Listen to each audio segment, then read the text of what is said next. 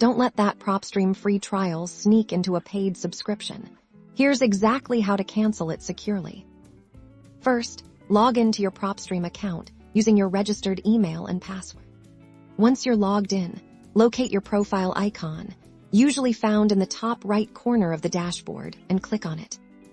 From the drop-down menu that appears, select Account Settings.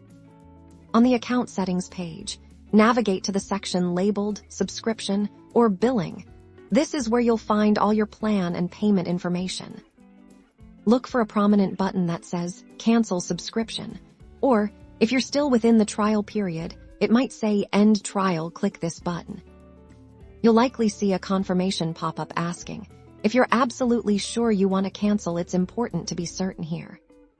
Click the Confirm Cancellation or Yes, Cancel button to proceed.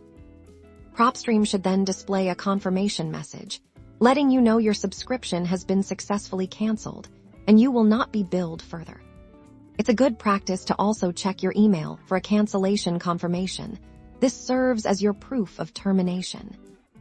Double-check your account settings one last time to ensure the status no longer shows an active subscription or upcoming trial end date.